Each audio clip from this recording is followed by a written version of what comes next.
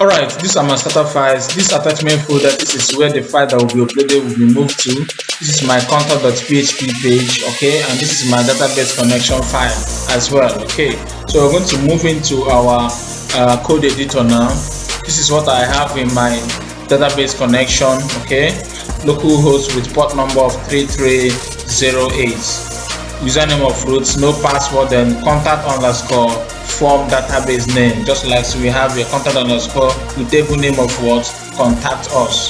All right, so and this is how my table structure looks like, okay.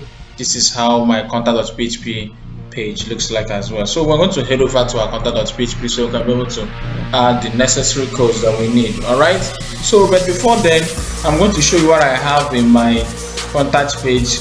The form method is post, action is empty because whatever that is being filled will be posted in the same page. All right, that's what that means. Okay, what we have here is insert function with post index name. All right, then this HTML entity, what it does when a form is being posted, it tends to echo what was submitted. All right, I hope you understand what I mean. Okay, the index name for this full name is name, for the email is email, for the subject is subject, for the message is what, name, message. Okay, what, just like I said earlier, what this code does is to echo back what the user has filled out. Okay, once I push the submit button. Okay, this is my attachment file here. It has a required attribute. That means it is a must that the user should upload a file, image, PDF, or what have you, whatever they need. Okay, you can erase this if you don't want to make it compulsory for the user to upload a file. All right, then this is my submit button with index name of what, submit. Okay, and the value is what is sent. So I'm going to scroll up and start our code proper. So before then, I'm going to define a variable, call it message. Okay, I'll make it an empty variable. Okay, this message will return the errors or successful messages on the browser once the user has pushed the submit button. Okay, so this is where I'll be echoing that out. Echo message. All right, so first thing I'm going to do here is to include my database connection. All right, so my db.php,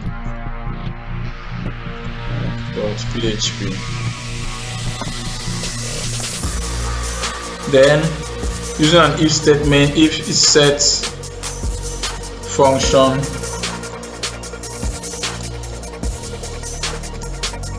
submit.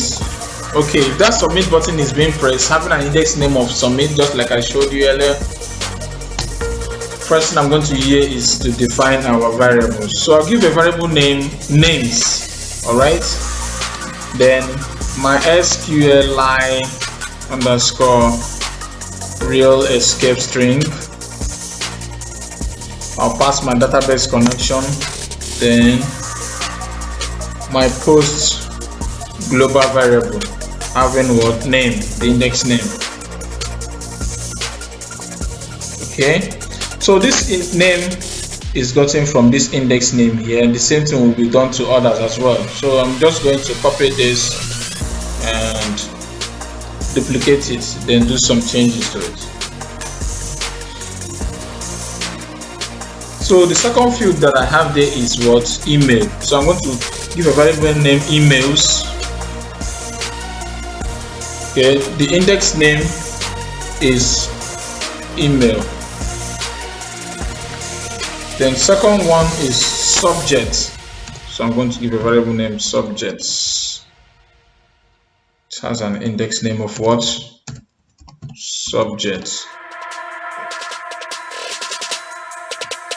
Third one is message. All right, so what's the index name? Let me check that and be sure.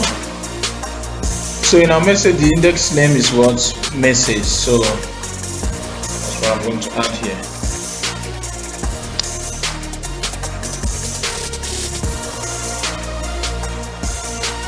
The next thing up is I'm going to add date function, default time zone set. Okay, if you're in America, you need to set it America / Los Angeles. That's if you're in Los Angeles. If you're in Ghana, you put Africa /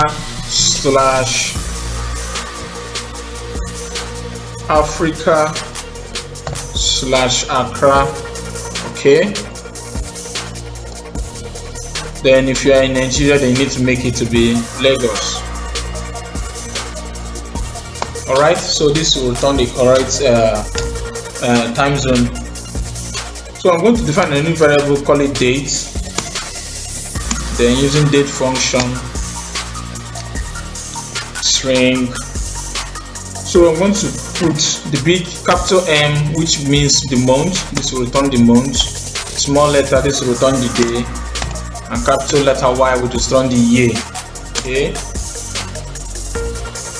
So now I'm going to pass a string here, call it at, then hours, minutes and seconds. Alright, then our time function. Alright, so next variable I'm going to be defining here is the file, using the file global variable with file, then the name.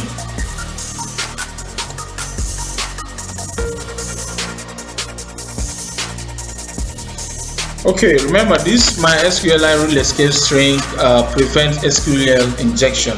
Okay, so that was that. So the first thing I'm going to here is to use an if statement. Right, so if passing the names variable, if the names is equals to empty string, so I'm going to just copy this. So if the names is equals to empty, or if the emails variable is equals to empty, so I'm just going to copy this,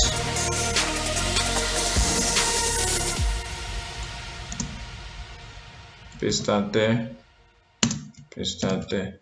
So this will be subject. Alright, then this will be messages.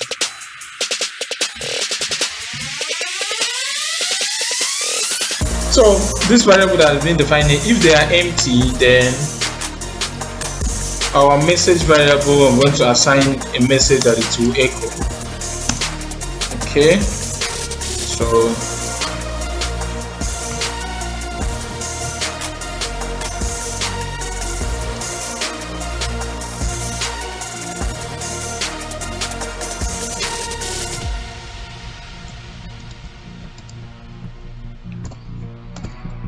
what it will echo, check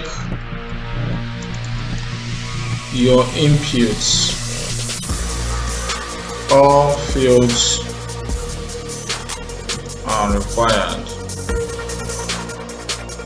Alright, so we're going to close that with a semicolon. Alright, else, so I'm going to use an if statement here again.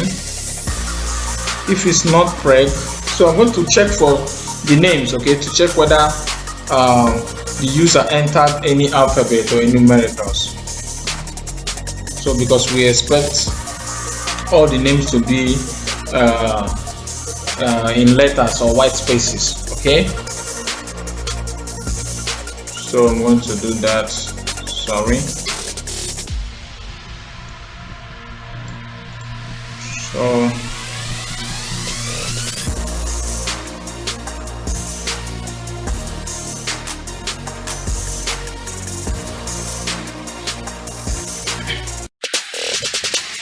Alright, this pragma function checks if the user entered his name in only letters. Okay, if you entered any numeric or any form of alphabet that is not in letters or white spaces, it will throw an error.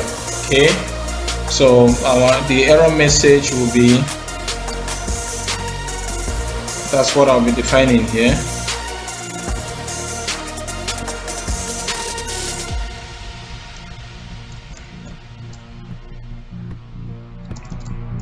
So the error message should be what? I'll give it, you should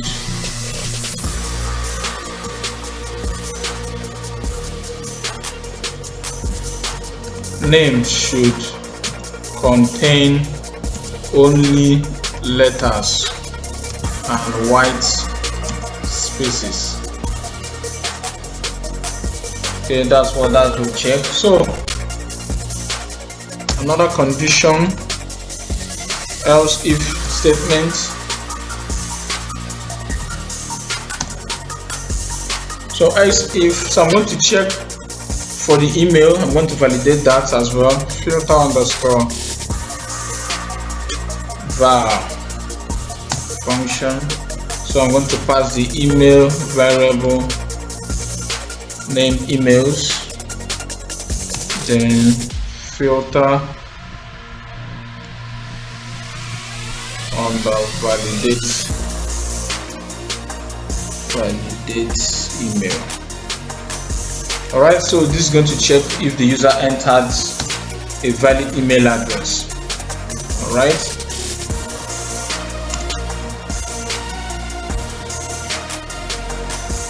so error here will be what?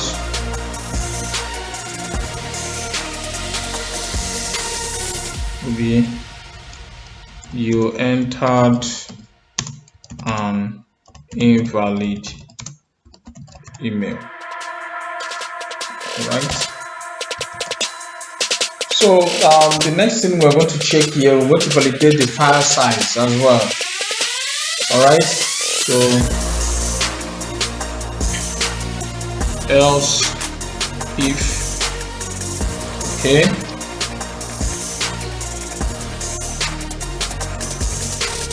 file, then the size. So if the size is what? If it is greater than 1 MB. So 1 MB will be what? 10485 Yeah, I think so. That is 1 MB. So if the image file is greater than that, our error message will be what?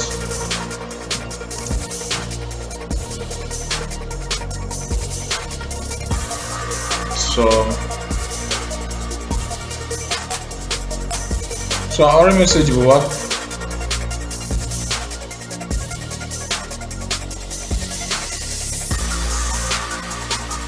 Current file size is too large. File should be less than 1 MB. Alright, so after that, else. So else what I'm going to do here is now to change the file name before uploading it, okay, to the database. So I'm going to name a variable function, variable called temp, and use an explode function. Okay, explode function breaks a string into an array. That's what it does. All right, then pass this, then pass the file. All right, so then I'll name a new variable name called new file name. I want to change the file name, okay, using a round function, and also passing the microtime function as well. So microtime function returns the current Unix timestamp by default this returns a string value in the form of milliseconds, seconds. All right, so I'm going to make that to be true.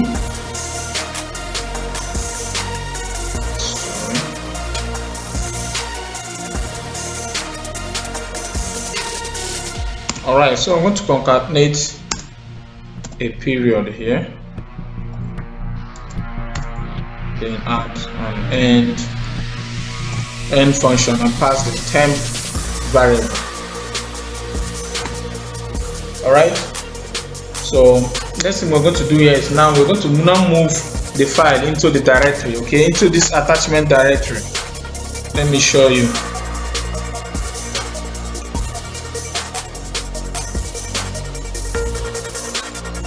So into this attachment directory, that's what we're going to be adding here. So to do that, I'm going to use move _uploaded file, then pass the files, uploaded file, the temporary name, and so we're going to specify the directory where the file will be uploaded. So attachments, okay, then we'll now concatenate the new name assigned to the variable, new file name. All right, so now next thing I'm going to do here is to add my query statement. All right, so select insert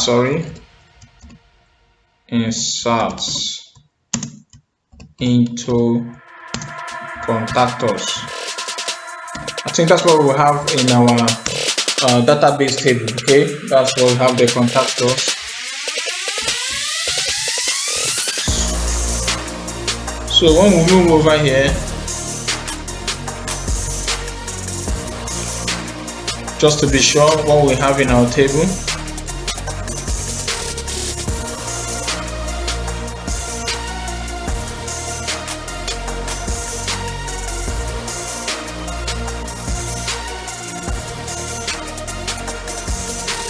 okay, that's what we have in our table, contactors. All right, so what we have there is name, email, subject, message, data sent, and file. So it has to be accordingly. All right, so call it name, email, subject, message, data sent, then file. All right, so after that we have our values.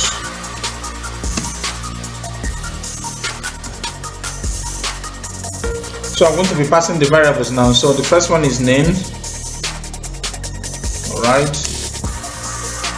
then the second is emails.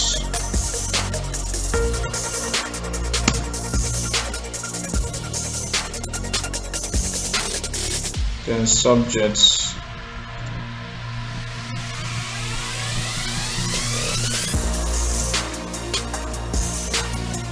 After subject, we have message.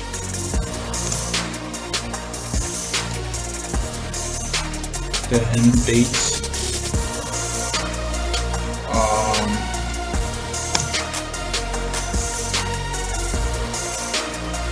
We have our new file name. Okay, then we'll close that with a semicolon. So define a new variable, call it result. Okay, pass our database connection and what query our SQL. So we then pass our SQL query variable. So this query is going to insert our data into the database, all we need. So using an if statement here, then if is not inserted, okay, going to pass the result function.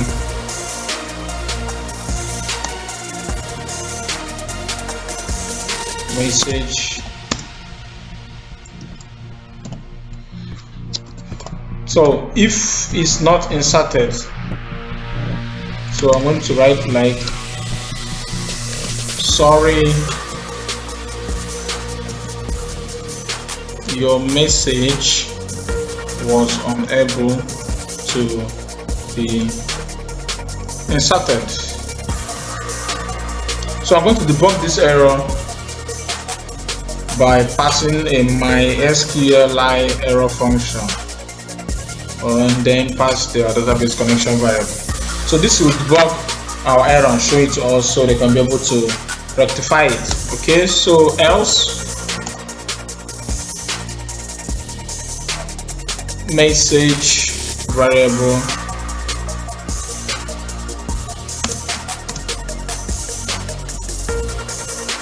so our message will be what? Successfully sent. So successfully sent. We will get back to you. All right. So I think that's just about it. So I'm going to head over to our browser now.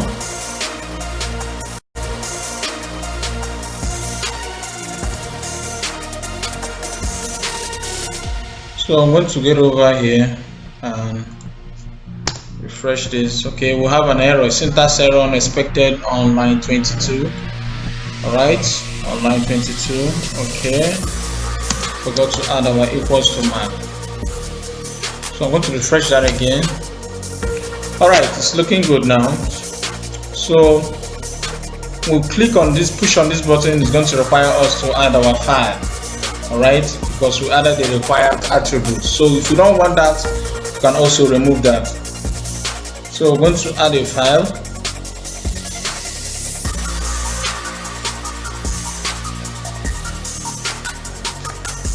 I'll type our name, Henry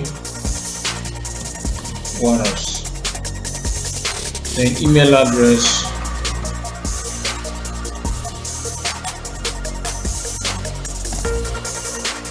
Our subject, PHP contact form. This is a tutorial on PHP contact form. So, but before then, let me just add a number here, see what's going to happen. Okay, we'll have an error. Default times get expect parameter on line 11. Okay, this is supposed to be set.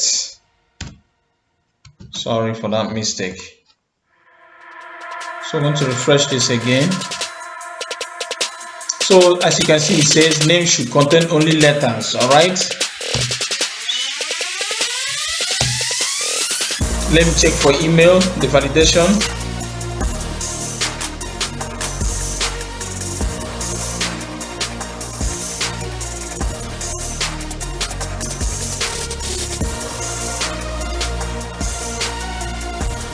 You entered an invalid email, so you can see that. So let me assume now that maybe I left a field empty. Let me assume I left this field empty.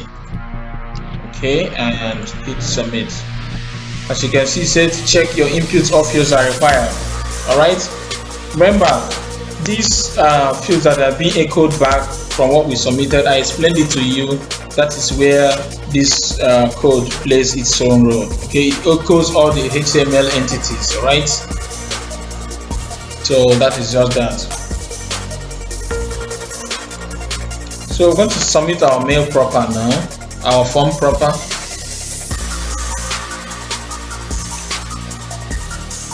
So click on, so everything is filled out correctly here. So we're going to click on send. Okay, sorry, we forgot to add out here.